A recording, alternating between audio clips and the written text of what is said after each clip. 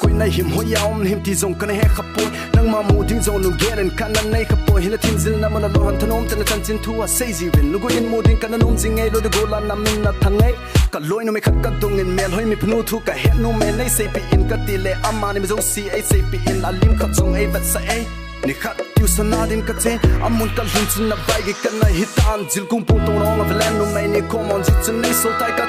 vai lam ma to no chu bu tin chan ka ven hi la noi lam ma ven amel ka mu chalo wa tin na het tai ka lung in chu pa chin kam mi chun tu hi lam ta lo ven ka ko manu so aven ti man bang a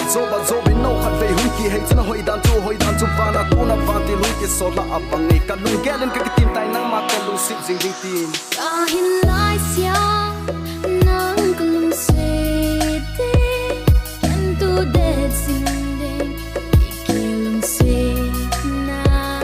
tu wa pa na ka hai hu be ni ge ki po in lung mo tang ye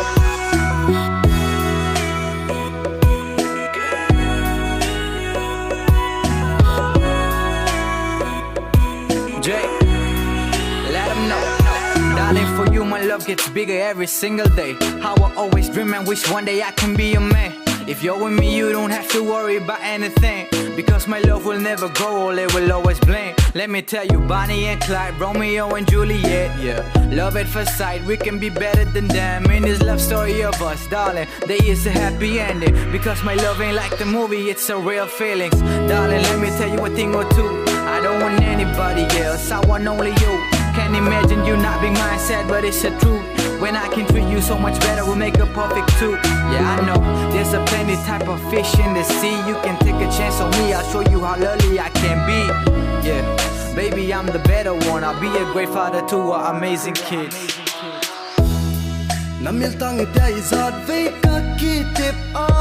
izad ve ka pam pai a kangai che han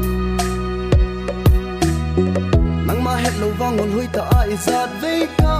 hita na lung sin na hi ngol pi kham se na hi azi paya ka pia azi paya